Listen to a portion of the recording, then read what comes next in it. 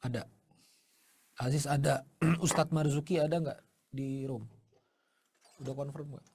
Ustadz Marzuki ada nggak? Udah di room. Ustadz Marzuki udah ada di room nggak? Coba cek.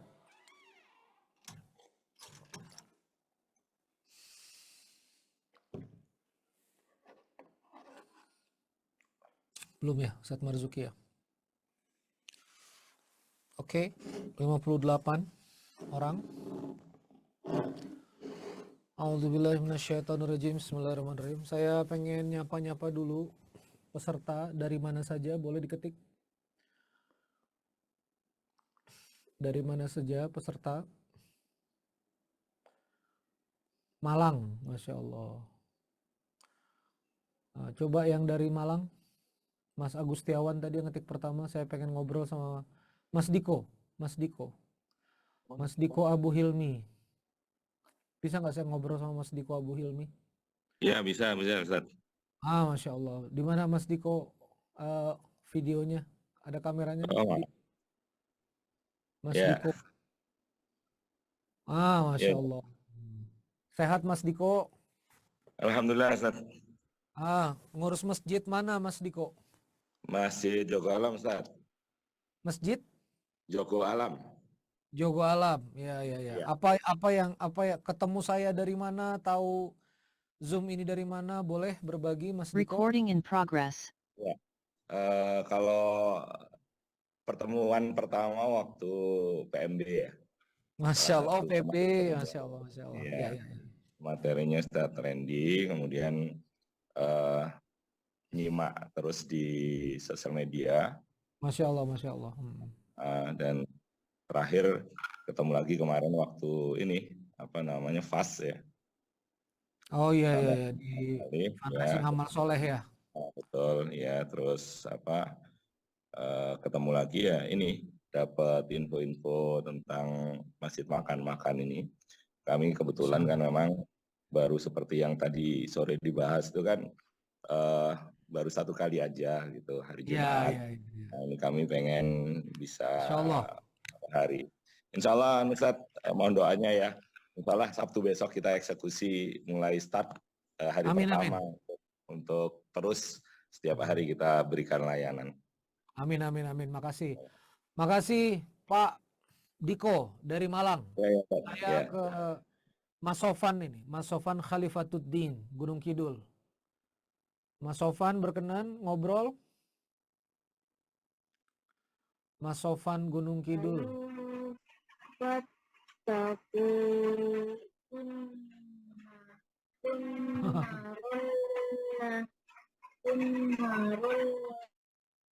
Mas Sofan Gunung Kidul tuh bisa nggak ngobrol? Atas paling atas. Mas Sofan, ya Mas Sofan, itu dia. Mas Sofan, apakah Anda bersama saya? Mas Sofan ada?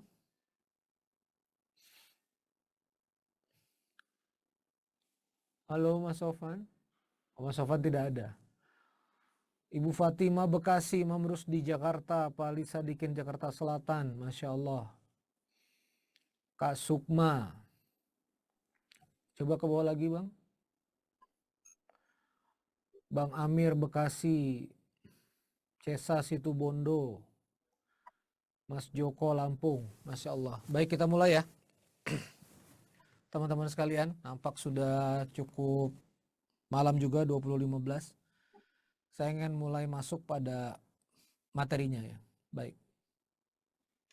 A'udzubillahiminasyaitonirrajim. Bismillahirrahmanirrahim. Assalamualaikum warahmatullahi wabarakatuh. Alhamdulillah rabbil alamin. Allahumma salli ala sayyidina Muhammad wa ala ali sayyidina Muhammad. Wa qala rabbi syrah li sadri wa yassir li amri wa hlul 'uqdatan min lisani yafqahu qawli. Rabbi anzilni munzalan mubarakan wa anta khairul munzilin. Sadaqallahul adzim.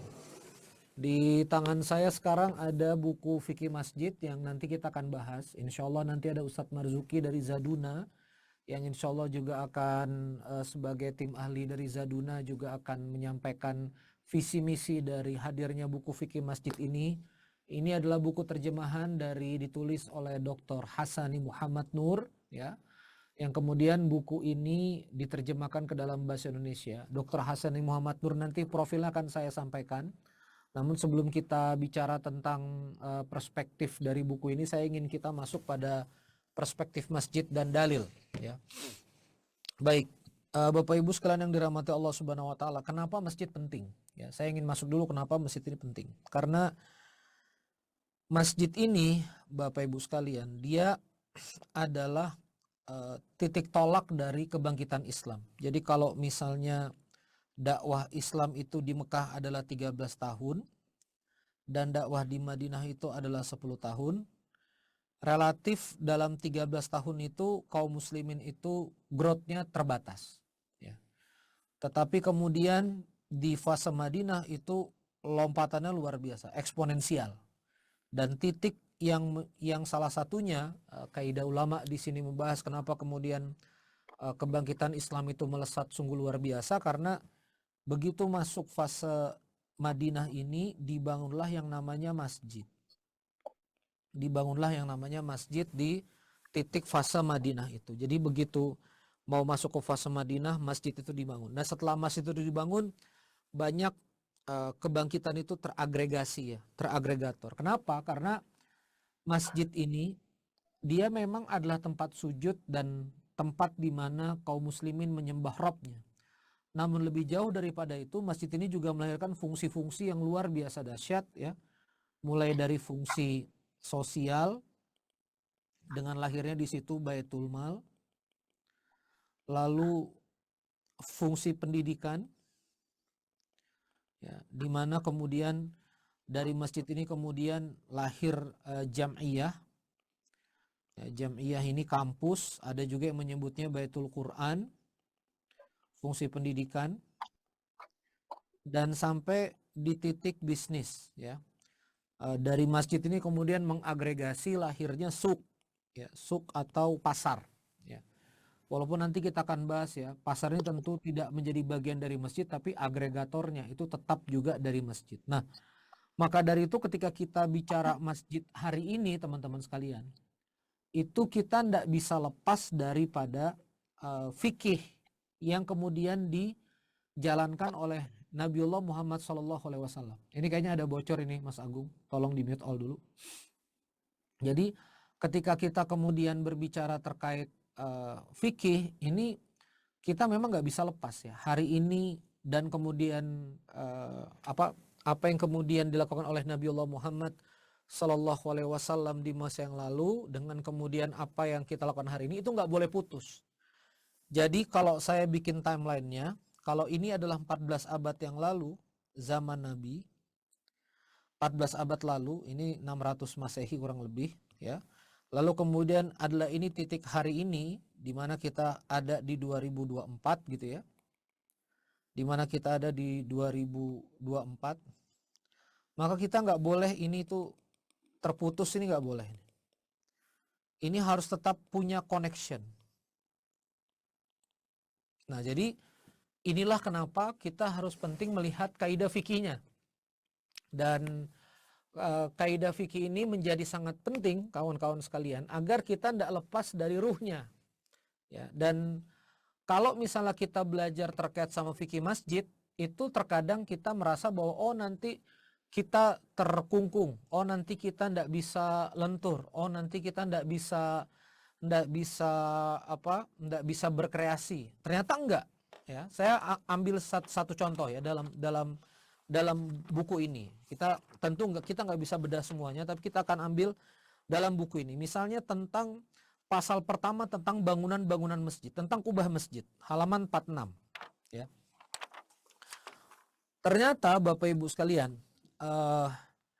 di mungkin bisa ke layar dulu, Mas Agung, full, ya. Ini pembahasan tentang kubah masjid, ya. Ini pembahasan tentang kubah masjid. Ternyata Bapak Ibu sekalian, ini sikap ulama pada kubah masjid. Pendapat pertama, sebagian ulama berpendapat bahwa membuat kubah masjid dilarang karena menganggapnya sebagai sebuah kebid'ahan. Ini memang ada pendapat pertama, pendapat kedua memperbolehkan, gitu, ya. Lalu pendapat kedua mengatakan membuat kubah masjid itu boleh karena ini tidak menyelisih dan seterusnya. Tapi yang kita lihat adalah Masjid Nabi itu nggak ada kubahnya. Ya, setelah kita merefer ke sini, kita akhirnya mulai sadar bahwa oh iya ya, ternyata kubah itu pilihan. Ya, kubah itu pilihan. Dan kubah itu adalah bagian dari budaya. Bahkan di sini diriwayatkan pendapat pertama ada yang kemudian menganggap bahwa kubah itu tidak, artinya tidak terlalu didorong, ya. Nanti teman-teman baca sendiri deh supaya lebih penasaran. Walaupun di sini ada pendapat yang kemudian membenarkannya. Pada akhirnya kesimpulannya kubah ini disetujui dan dipersilakan, makanya kemudian di Masjid Nabawi di Mekah pun, di Madinah pun kubah itu masih digunakan. Tetapi yang saya ingin sampaikan adalah berarti beberapa masjid kontemporer, teman-teman sekalian, masjid kontemporer yang tidak berkubah karena ingin efektif, ingin efisien, itu jadi oke aja gitu. Itu jadi oke aja. Nah, makanya inilah pentingnya kita membaca keluasan pandangan ya dari kitab fikih masjid ini ya. Jadi berbagai mazhab dijelaskan pendapatnya, berbagai pandangan juga dijelaskan, pandangan yang membolehkan, tidak membolehkan. Kadang pandangan Maliki bersamaan dengan pendapat Syafi'i bareng, terkadang Maliki dengan Syafi'i berbeda, terkadang Hambali sama dengan Syafi'i tapi terkadang juga berbeda. Nah, ini adalah menurut saya buku yang sangat-sangat oke untuk teman-teman baca dan teman-teman jadikan referensi di lingkungan masjid teman-teman. Saya ingin menyampaikan tentang catatan penulis ya. Ini supaya teman-teman lebih terdorong saja. Jadi Dr. Hasan Muhammad Nur ini lahir di Qon'a tahun 1973. Jadi ini ulama kontemporer ya.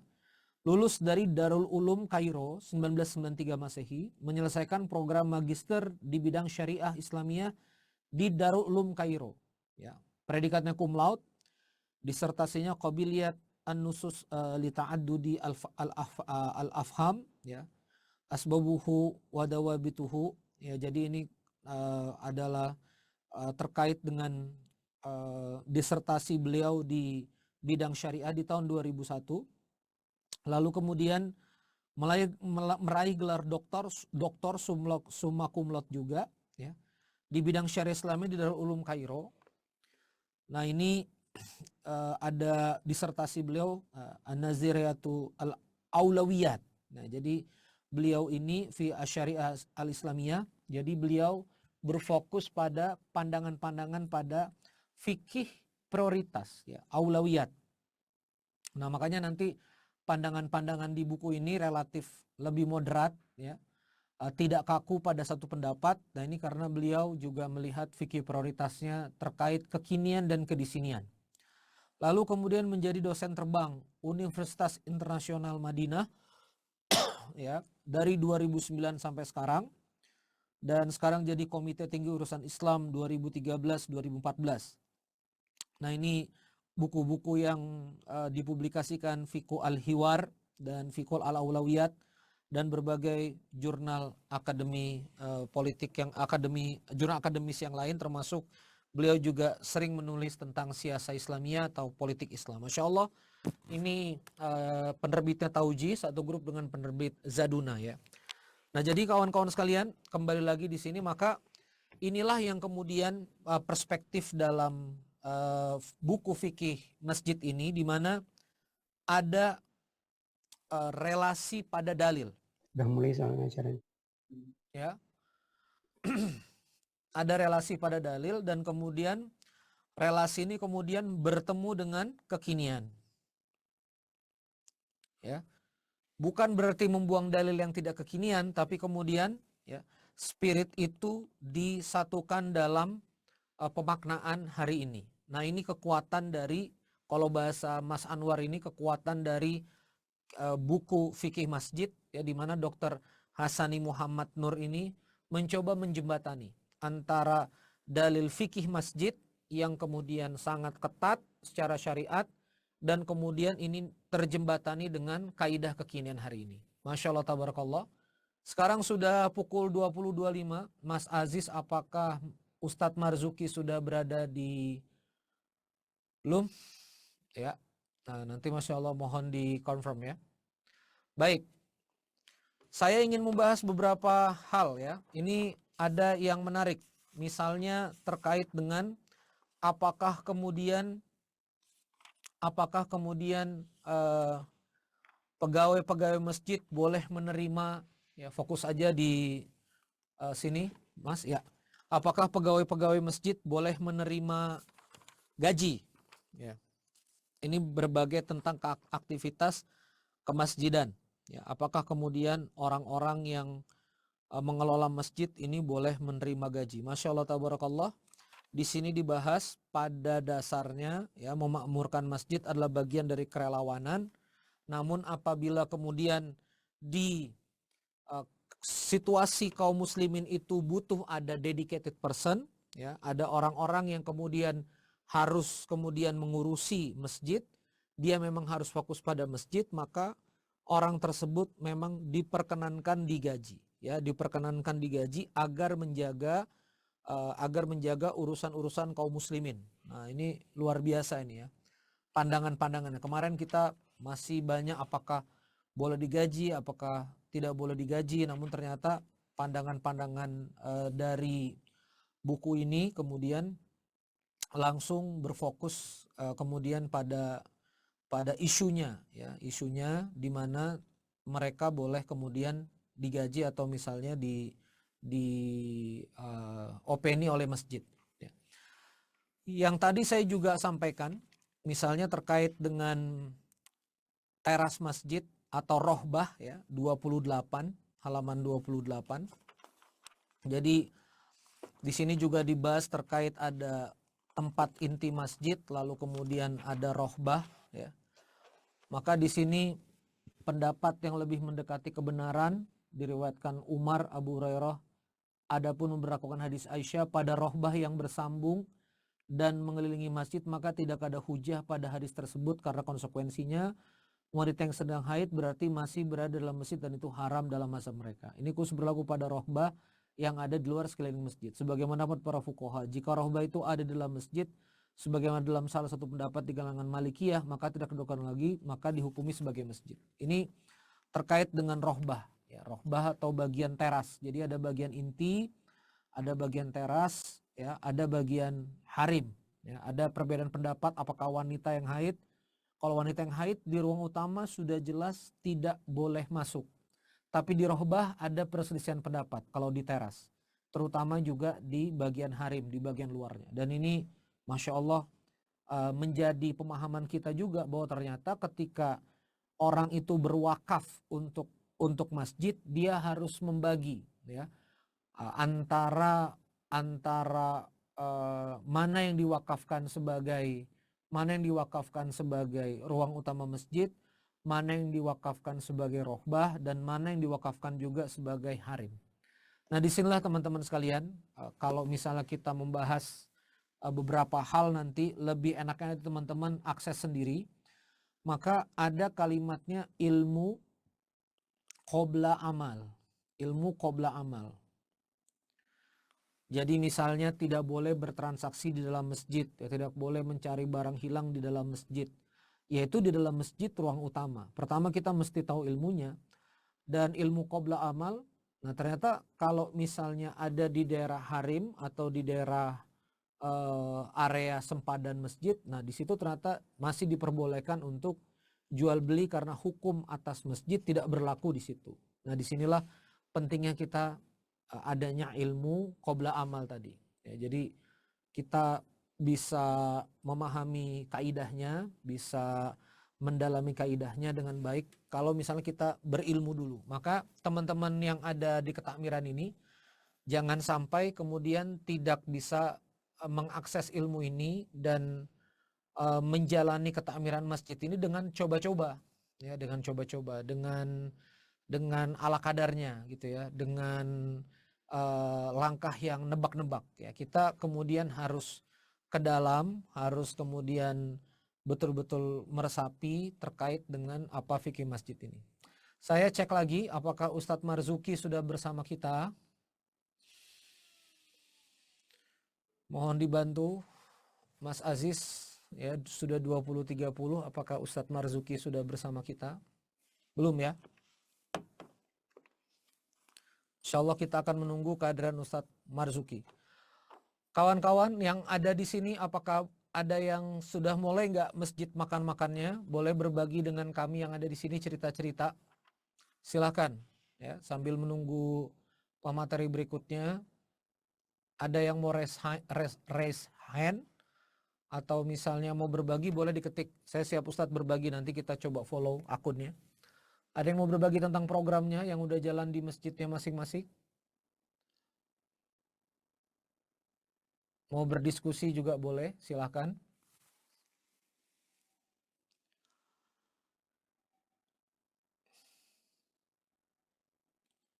Ada yang sudah jalan masjid makan-makannya? Atau ada yang mau berbagi tentang program masjidnya di sini? Saya sudah hadir Ustadz. Nah ini, ternyata pakai nama Baba Hefursan, Ustadz Marzuki, ahlan wa sahlan, Masya Allah. Ini Ustadz Marzuki adalah salah satu tim ahli dari penerbit Zaduna. Ya, insya Allah kita akan mendengarkan visi dari penerbit Taujih dan Zaduna terkait dengan buku fikih masjid ini. Insya Allah juga beliau punya keilmuan yang luar biasa yang mudah-mudahan bisa berbagi bersama kita. Assalamualaikum warahmatullahi wabarakatuh. Ustadz Marzuki, apakah sudah bisa online Ustadz?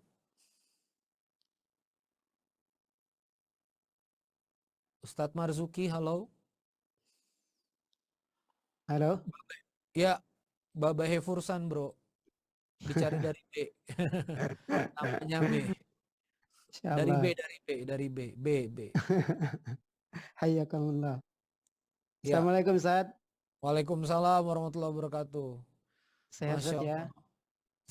Sehat. Masya Allah. Khair. Hayyakallah. Iya, makasih Ustadz. Ini kita Mudah-mudahan coba cari videonya Ustadz, mau di spotlight dulu nih. Add spotlight. Add spotlight. Nah ini dia, Masya Allah. Mohon maaf mendadak ini, Pak Ustadz Marzuki, Masya Allah. Ya Ustaz, Afwan tadi juga pas di perjalanan jadi agak Iya. telat Nggak ngikutinya, apa-apa. nggak Pas. bisa ngikuti dari awal. Enggak. Udah. Ini tadi saya pembukaan saja, mereview, menjelaskan tentang penulis dari buku fikih masjid ini, bantu mereview juga sedikit ya. Dan ini kita perlu ada pandangan yang lebih menyeluruh dari penerbit ini langsung, dari Taujih. Saya mempersilakan Ustadz Marzuki mungkin menyampaikan visi dari buku fikih masjid ini Ustadz. Kenapa dihadirkan, diterjemahkan, lalu ditranslate sehingga kita bisa nikmati hari ini. Silakan. Baik. Admin mohon di spotlight ya. Saya remove aja. Saya yang di remove. Ya, thank you. Silakan Ustadz. Baik. Bismillahirrahmanirrahim.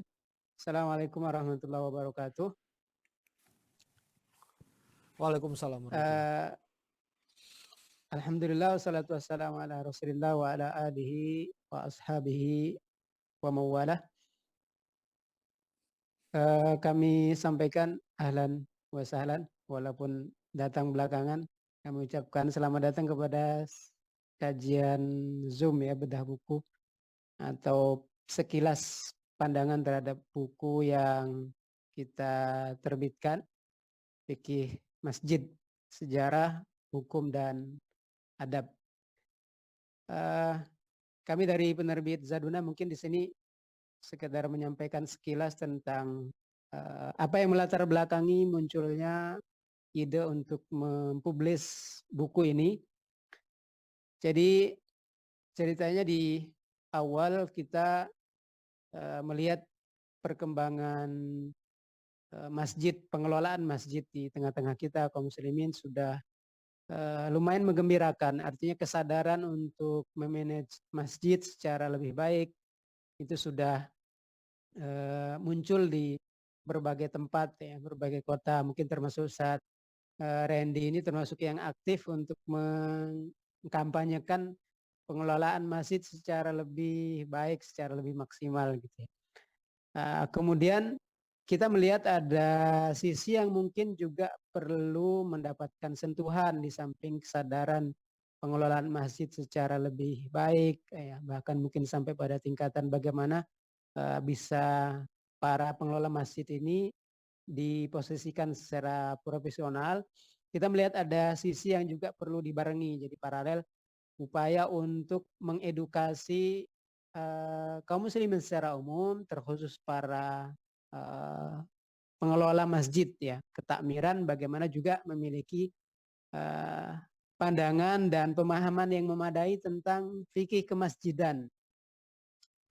Kemudian kita mendapatkan buku ini.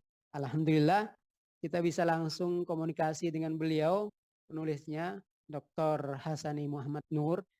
Beliau kita setelah melihat basic ilmuwan, kemudian pengalaman beliau di berbagai seminar ya, kajian-kajian keilmuan, akhirnya kita memutuskan untuk mentranslate buku ini yang tadinya asalnya kita berbahasa Arab, kemudian kita putuskan untuk kita translate, kita terjemahkan agar bisa menjangkau lebih luas lagi kaum muslimin. Jadi visi yang ingin kita dapatkan, kita raih dari terbitnya buku ini adalah teredukasinya kaum muslimin secara umum, terkhusus para pengelola masjid, karena tentunya yang paling berperan ya dalam hal ini adalah mereka yang terlibat langsung dalam pengelolaan masjid, agar mendapatkan gambaran yang utuh tentang masjid, baik dari sejarahnya, kemudian hal-hal yang terkait dengan fisik masjid, termasuk tadi mungkin soal wakaf ya. Kadang mungkin kurang mendapatkan perhatian tentang fungsi-fungsi tanah yang diwakafkan. Biasanya kan umumnya kita ngertinya ya udah ini diwakafkan untuk masjid, nanti pembagian mana yang untuk bangunan inti masjid yang berlaku padanya hukum-hukum kemasjidan, dan mana area yang sebenarnya itu bisa dimanfaatkan untuk menunjang ya, aktivitas kemasjidan supaya lebih maksimal. Itu juga disinggung oleh beliau di sini, sehingga kaum muslimin yang mungkin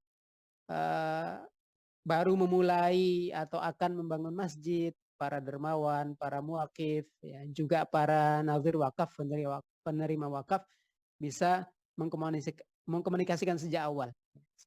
Jadi itu di antara yang mungkin ingin kita raih, latar belakang, kemudian apa yang ingin kita raih. Jadi kita ingin mengedukasi kaum muslimin secara umum tentang masjid lah, hal-hal yang terkait dengan masjid. Terutama nanti terkait dengan adab-adab kemasjidan, kemudian berbagai aktivitas mana yang boleh dan mana yang nggak boleh ya. Itu juga dibahas di sini. Penulis sendiri, beliau Dr. Husaini Muhammad Nur, terbilang termasuk moderat ya, artinya dalam hal-hal yang terkait dengan hukum-hukum fikih, karena berangkat basicnya itu kajian di buku ini adalah kajian fikih gitu. Beliau berusaha untuk mencari atau memilihkan untuk kita pendapat para fuqaha ya, para ahli fikih yang sesuai untuk zaman sekarang, sesuai untuk zaman sekarang, dan spiritnya adalah memberikan kemudahan. Artinya bagaimana hukum-hukum fikih juga mengakomodir berbagai persoalan yang terjadi di masjid, kemudian memberikan sisi-sisi kemudahan, karena semangat dari Islam ini kan sebenarnya adanya hukum itu adalah untuk memberikan kemudahan kepada kita ya, kaum muslimin, untuk memaksimalkan ibadah dan maksud tujuan pencapaian ya, tujuan dari dibangunnya masjid itu sendiri. Saya kira itu mungkin sekilas Ustaz, tentang apa yang ingin kita capai dari terbitnya buku ini, sehingga harapannya buku ini betul-betul bisa menjangkau kaum muslimin di berbagai tempat ya, terutama sekali lagi khusus kepada mereka yang sering beraktivitas di masjid. Pastinya kan setiap muslim ini paling enggak dia baik itu mungkin di masjid yang jami, masjid yang diadakan sholat Jumat, maupun masjid yang masjid untuk sholat 5 waktu, kan paling enggak sering ke masjid. Sehingga meskipun misalkan bukan pengurus, bukan para pengelola masjid, edukasi ini juga penting. Artinya edukasi tentang adab kemasjidan, hal-hal yang terkait dengan aktivitas di masjid kan setiap muslim mesti memahami itu sehingga nanti ke masjid juga bisa maksimal ya perlakuan terhadap masjid itu betul-betul di bawah bimbingan ilmu seperti yang Ustaz Rendi sampaikan tadi kan, al ilmu qoblal amal ya. Ilmu itu mestinya sudah kita punyai sebelum kita beraktivitas sebelum kita beramal. Saya kira gitu Ustaz Rendi, singkat dari penerbit. Fadhal Ustaz. Kita mungkin bikin diskusi talk show nih cakep juga nih Ustaz ya. Ya kita diskusi talk show nih boleh juga nih Ustaz ya. Boleh. Kita nanya ke Ustadz Marzuki nih karena walaupun saya juga sudah skimming membacanya nggak pede juga nih kalau menjelaskan fatwanya nih Ustadz. Ustadz singkat saja nih, saya ada membaca sedikit tadi kita singgung sedikit tentang masalah kubah ya. Kalau boleh kita mendalami itu kan ternyata di beberapa pendapat, di pendapat pertama ditulis oleh Dr. Hasani malah ada beberapa yang membid'ahkan bahkan tidak menganjurkan karena tidak dicontohkan oleh Nabi Muhammad SAW. Walaupun pada akhirnya pendapat itu bangun kubah oke. Tapi saya pengen tanya begini, berarti kalau generasi muda sekarang nih, ini kan seperti Salman ITB nggak ada kubah. Ini masjid Al-Fat ini juga nggak pakai kubah, Ustaz. Jadi kalau dia menyelisihi urf gitu, boleh nggak sih Ustaz? Iya. Kalau dalam persoalan-persoalan yang sifatnya itu perbedaan pendapat di kalangan para fuqaha itu kan artinya kita ada opsi untuk mengambil salah satu pendapatnya ya, salah satu pendapatnya. Itu secara hukum ya.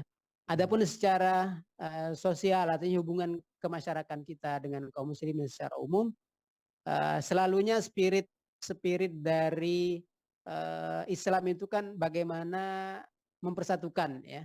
Bagaimana menyatukan umat, bagaimana supaya meminimalisir hal-hal yang kiranya itu bisa menimbulkan friksi, menimbulkan perbedaan pendapat ya.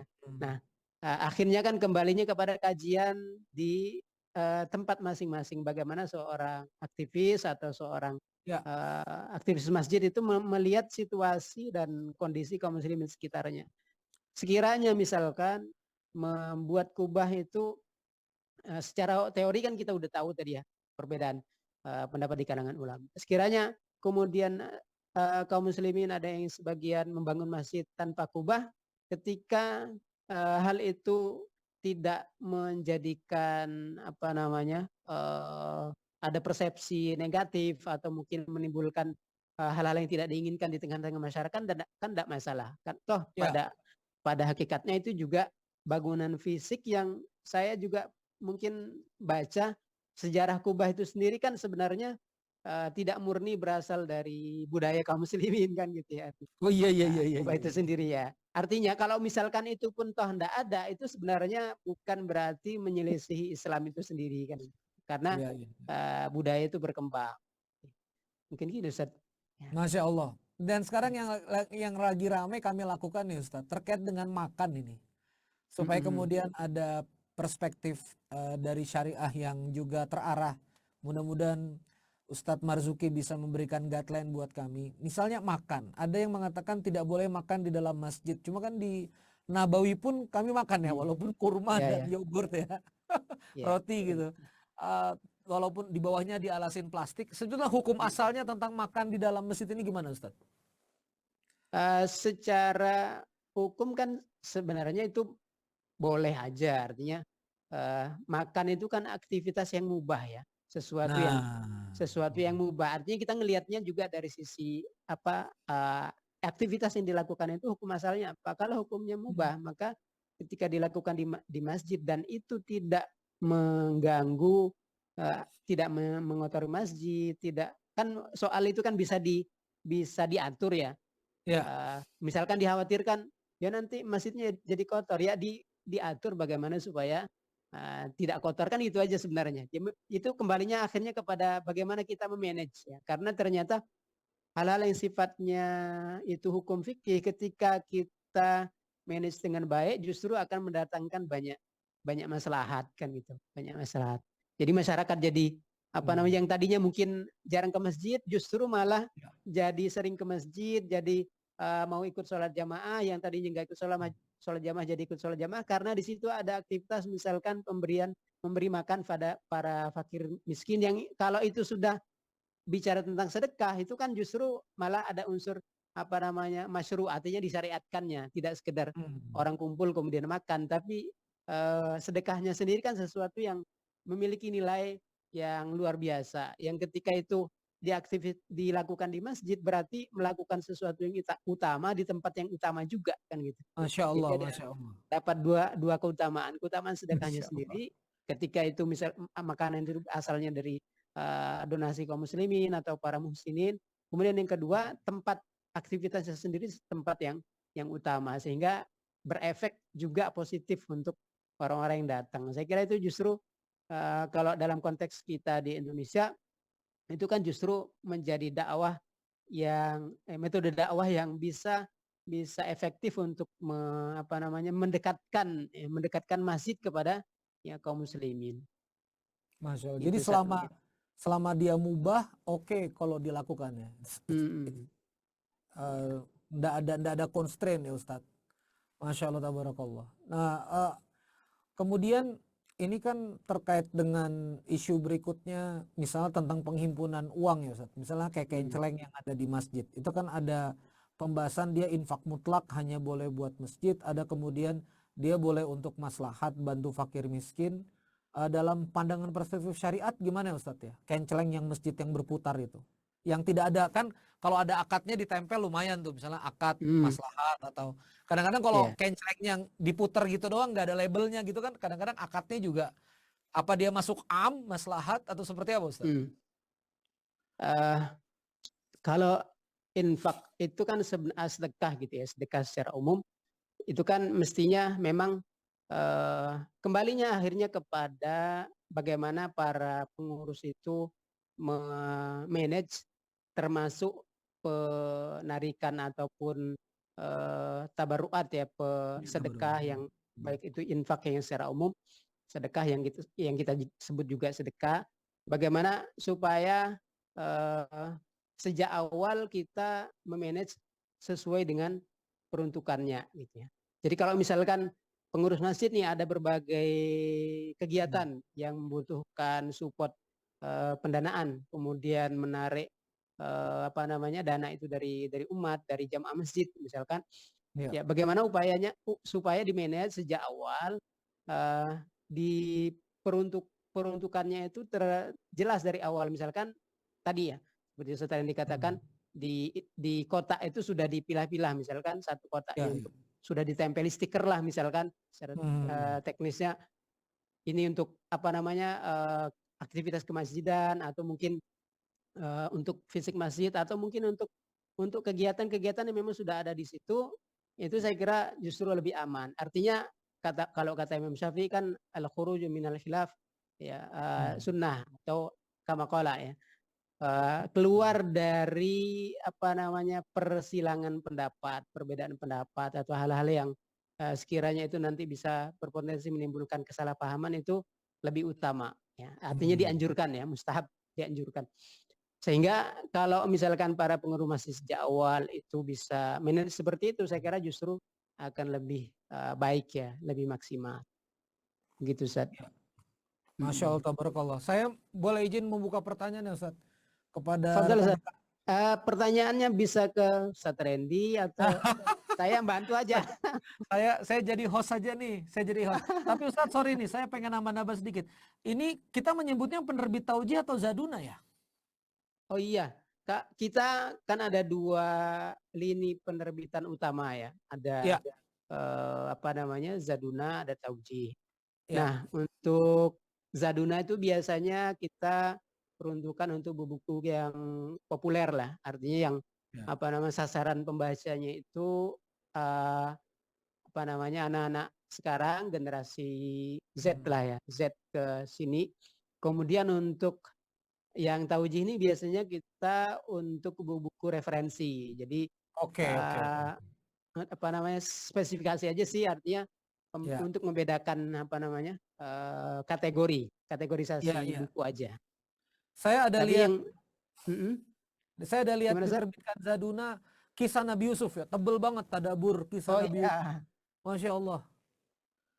kita menerbitkan apa tadabur ya, tadabur kisah Nabi Yusuf itu alhamdulillah juga cukup baik ya sambutan dari para pembaca alhamdulillah. Masya Allah. Ustadz Marzuki boleh tahu nih Ustadz Marzuki lagi di mana nih posisi Ustadz? Saya tadi karena mencari apa namanya supaya koneksi lebih baik Oh Masya ini Allah. meluncur ke kantor. Oh di mana Ustadz kotanya? Kota. Kantornya di Sukoharjo di Kertosuro Ustadz ya orang menyebut biasanya Solo lah karena masih di area Oh ya area Kertosuro Solo. pinggir Masya ini. Allah, Masya Allah, Ya. Masya Allah. Ini Solo nih ya. Teman-teman Zaduna dari Solo, Masya Allah, tabarakallah. Iya. Nampak nih kita mau ada Indonesian Islamic Book Fair, nampak hadir ya Zaduna ya, Islamic Book Fair ya. Kemungkinan Agustus Islamic Book Fair di Senayan. Nah Apa itu hadir? coba Mas Anwar kurang yang tahu tahu nih nih. tim manajemen kayaknya belum bicarakan ke situ. Kalau produk sih hadir insya Allah. Artinya kalau produk-produk kita lewat apa stand-stand yang ada itu, walaupun kita nggak terjun terlibat langsung, biasanya ada juga produk-produk kita tersedia insya Allah Masya Allah, di Masya Allah. toko-toko buku ya. Ya, baik saya buka ke kawan-kawan. Siapa yang mau bertanya boleh. Di message juga boleh saya bacakan ke Ustadz Marzuki. Ustadz Marzuki adalah tim ahli dari penerbit Taujih dan juga penerbit Zaduna. Mungkin teman-teman yang lagi ada keraguan, ngeran masjid, ingin bertanya. Ini sudah Masya Allah nih karena dihubungi Mas Anwar jadi referensi saya Insya Allah dalam memakmurkan masjid nih. Jadi punya pegangan yang luar biasa ini seperti dalam kegelapan muncul cahaya nih. Masya Allah. Karena Ya banyak yang mudah-mudahan nanya Ustadz. Banyak yang nanya. mudah-mudahan Amin. Karena banyak yang nanya misalnya, Ren boleh nggak lahannya udah diwakafkan terus kita bangun koperasi apa. Ini kan terjawab di Rohbah ya. Di teras, di betul betul. Rohbah Harim. Akhirnya terjawab mana ruang utama. Dan ini juga mengedukasi para wakif ternyata begitu mewakafkan harus menentukan. Mana ruang Iya, utama, mana iya, iya. Rohbah, mana Harim. Masya Allah, Masya Allah. Ini barokah ilmu luar biasa. Teman-teman ada Ya, yang mau bertanya? Iya, Silakan. Ustaz. Baik, tanya Ustaz. Ya, dengan siapa? Kami spotlight dulu dengan siapa? Dari Pak Umar. Oke, Pak Umar. Pak Umar. Silakan Pak Umar. Baik, Assalamualaikum warahmatullahi wabarakatuh. Waalaikumsalam. Salam. Pak Umar boleh dibuka videonya mungkin? Lagi pakai kaos Oh polos. iya, nggak apa-apa Pak. Nggak apa-apa. Oke. Kita simak Pak Umar. Silakan Pak Umar. Ya, Pak. Kalau kita mengamati zaman Rasulullah kan itu ada sahabat yang tinggal di masjid Ahlus Suffah. Iya. Sufa. Ahlus Iya, Suffah. iya. Di mana mereka itu hampir mewakafkan dirinya di masjid ya. Mereka ada yang hidupnya di masjid, jadi dia belajar bersama Rasulullah dan hidupnya ya tinggal di serambi masjid. Kalau tidak salah begitu ya, mungkin tidak Betul. diluruskan atau ditambahkan. Nah, di zaman Rasulullah itu, jadi sahabat-sahabat yang tidak punya tempat tinggal, ya kalau tinggal di masjid, di serambi, jadi disebut Ahlus Suffah. Kemudian dengan kondisi di sekarang ini kan di Masjid Nabawi, itu kalau di sana ketika sholat 5 waktu setelah selesai itu mereka kan ada alokah taklim, ya mau ikut taklim, ikut mau ngaji, ikut sholat, kemudian fasilitas air zam-zam di mana-mana ada. Kalau melihat kondisi yang zaman Rasulullah dengan jam sekarang ini, kira-kira ketika di masjid-masjid yang di Indonesia pada umumnya kan itu kalau masalah makan-makan itu ada beberapa masjid yang melakukan makan-makan, ada yang setiap hari Jumat, ada Jumat. Ya. Pada itu enggak, sudah Jumat aja. Karena ada juga masjid yang 2 minggu sekali ada taklim juga ada makan-makannya. Jadi enggak tiap hari makan-makan gitu. Tapi mereka ada taklim, ada makan gitu ya. Nah, enggak tahu kalau ada makan-makan terus enggak ada taklim itu mungkin. Nah, mungkin kira-kira apa hikmahnya ketika yang perlu kita ambil ya ketika di zaman Rasulullah itu supaya tinggal di masjid dengan kondisi sekarang karena kiblat kita kan di Masjid Nabawi dan Masjid Haramah di Baitullah. Mungkin kita ya Ustaz. Hikmahnya apa ya? Yang bisa diterapkan, yang bisa kita ambil dari kondisi Masjid Nabawi dengan kondisi masjid di Baik. Jamaah Rasulullah. Apa Baik. Assalamualaikum. Waalaikumsalam warahmatullahi wabarakatuh. Ustadz Marzuki sekalian nih, mungkin bahasanya dari Pak Umar tuh, sekarang boleh nggak sih Pak tinggal di dalam masjid Pak secara hukum?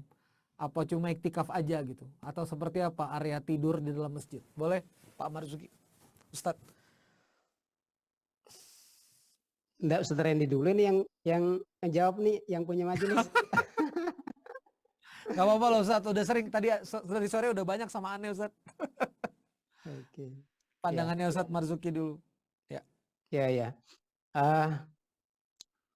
Memang kalau kita membaca sirah Nabi Sallallahu Alaihi Wasallam, di sana kita dapati para sahabat yang rata-rata itu atau kebanyakan berasal dari luar Madinah, kemudian secara ekonomi mereka tergolong tidak mampu. Gitu. Kemudian disediakan tempat, ya, sufah, sebuah tempat yang memang dikhususkan di samping Masjid Nabi Sallallahu Alaihi Wasallam untuk mereka tinggal di situ sehingga bisa lebih sering tentunya melihat bagaimana kehidupan Nabi Shallallahu Alaihi Wasallam, termasuk yang mungkin paling populer ya, paling familiar di kita ya, Abu Hurairah radhiyallahu taala anhu, itu menjadi orang yang paling banyak meriwayatkan hadis dari Nabi Shallallahu Alaihi Wasallam yang sampai kepada kita. Jadi kalau misalkan tadi hikmahnya apa ya, kalau secara hikmah mungkin diantaranya bahwa dengan cara itu kemudian ilmu yang disampaikan oleh Nabi SAW kemudian bisa sampai kepada kita melalui mereka-mereka yang konsen untuk berthalabul ilmi, ya, melihat kehidupan Nabi SAW secara langsung, karena mereka tidak disibukkan dengan aktivitas bertani seperti mayoritas penduduk Madinah atau tidak sibuk berdagang seperti mayoritas sahabat muhajirin. Kemudian saya jadi ingat ada sebuah buku tentang metodologi dakwah yang disusun oleh Kiai Haji Profesor Mustafa Yaakub ya, yang beliau menyebutkan tentang Ahlus Sufah itu, bahwa Ahlus Sufah itu adalah, atau Sufah itu adalah pesantren pertama di dunia, kata beliau. Pesantren pertama dalam Islam ya. Pesantren mukim ya, pesantren mukim pertama dalam Islam. Jadi Rasulullah SAW sendiri sudah mencontohkan sebenarnya metode atau sebuah lembaga pendidikan yang walaupun ketika itu tidak disebut pesantren, tapi dari sisi kelengkapan ataupun unsur-unsurnya itu sudah bisa disebut pesantren kalau zaman kita sekarang. Kalau merujuk pada pertanyaan Pak Umar ya, apa yang bisa kita terapkan hari ini? Ya, di antaranya saya kira itu, artinya bagaimana misalkan masjid itu juga menjadi pusat di mana kita mengkader generasi yang akan mengawal Islam ini, mengawal nilai-nilai Islam ini, sehingga dari masjid itulah nanti terjadi transformasi, ya, perubahan besar di tengah-tengah masyarakat kita. Yang hari ini kalau kita mau telisik lebih dalam tentang aktivitas ilmu di masjid itu kan mungkin baru tadi ya, kajian-kajian, ya, hal ini memang perlu, patut kita syukuri, tapi kan perlu juga kita berusaha untuk meningkatkan. Misalkan nasib pendidikan yang kita sebut sebagai Taman Pendidikan Al-Quran, Taman Pendidikan Al-Quran atau TPA, itu kan rata-rata nih masjid kita ya TPA itu berjalan apa adanya gitu ya, dari gurunya, muridnya, aktivitasnya, termasuk mungkin support dari para pengurus masjid. Padahal kalau kita ngelihat tadi Ahlus Sufah itu kan betul-betul mereka mendapatkan support dari para sahabat, karena kehidupan sehari-hari para Ahlus Sufah itu berasal dari ihsan, ya, artinya sedekah ataupun infak dari jamaah masjid para sahabat yang hidup di zaman itu. Jadi kalau kita misalkan mau menarik hal mendasar yang mungkin perlu kita benahi dan mungkin bisa kita terapin di zaman kita ini, bagaimana masjid itu juga betul-betul menjadi tadi ya pusat pengkaderan generasi yang nanti akan memberikan mengawal transformasi yang kita inginkan terjadi di tengah-tengah masyarakat Muslim. Saya kira itu Randy. Mungkin saya Randy bisa nambahin dari sisi tadi ya manajerial masjid, karena saya yakin lebih berpengalaman nih Ustaz. Betul Ustaz. Ya, jadi kalau saya sih melihat titik tengahnya memang pada akhirnya kan sebetulnya tidak ada larangan untuk tidur di masjid kan, tapi kemudian yang harus dijaga tadi adabnya, dan kemudian agar kemudian tidak mengotori masjid, memang alangkah baiknya satu section tersendiri di area masjid tersebut. Biasanya sebetulnya kalau masjid itu bertingkat bisa pakai lantai 2, kalau masjid itu luas bisa dibuat bilik di belakang untuk para musafir ya, untuk bisa tinggal di dalam masjid. Dan tentunya menjaga adab-adabnya tentu dengan alas gitu-gitu ya, dan menjaga kebersihan, menjaga adab di sini tidak boleh meninggikan suara ya, tidak boleh, ada beberapa adab yang kemudian restricted saya baca di sini, nanti teman-teman bisa akses di bukunya langsung.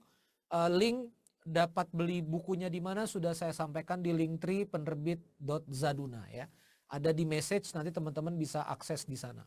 Ada lagi dari saudara-saudara yang lain mau berdiskusi dengan Ustadz Marzuki? Ini saya tembak mendadak. Masya Allah, keilmuannya luar biasa nih. Kaidah beliau. Ustadz Marzuki, kalau boleh tahu nih, sekalian ta'aruf dengan kawan-kawan, boleh berbagi latar pendidikan nggak Ustadz? Oh iya.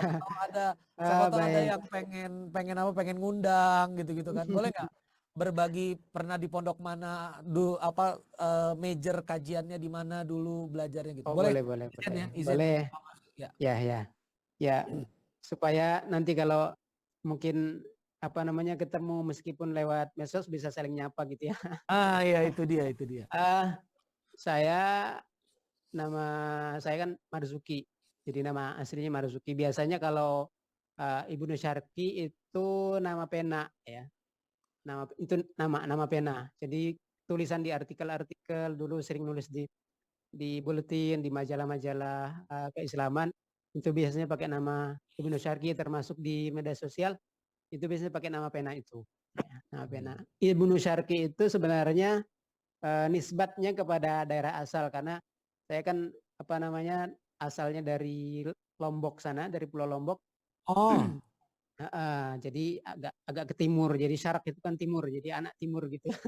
Inginnya mengambil tempat lahir gitu. Makanya biasanya pakai nama Ibnu Syarki. Kemudian untuk pendidikan saya sebenarnya kalau bisa dikata murni santri. Jadi dari saya formal itu sekolahnya SD SMP, kemudian setelahnya itu mondok, dari pondok ke pondok. Dulu mondok di Kuliatul Muallimin di Lombok sana, di kampung, kemudian melanjutkan ke pesantren tinggi di sini di Solo ya, di An-Nur. Kemudian sempat juga ya rehlah ya, artinya ke berbagai tempat untuk belajar secara informal, sempat ke Lampung, kemudian sempat juga ke Makassar tuh, ke Sulawesi Selatan. Itu juga ikut halaqah kajian keilmuan di kampus sebenarnya, cuman saya ngambil yang non kelas. Jadi biasanya aktivitasnya ya kajian buku gitu, modelnya kajian kitab. Di mana tuh tadi kan? Kemudian setelah itu ya di mana tadi tuh yang rihlah itu? Kajian ke Lampung kitab. Di Lampung 2 tahun. Masya kemudian Allah, di Lampung. Sempat ke Makassar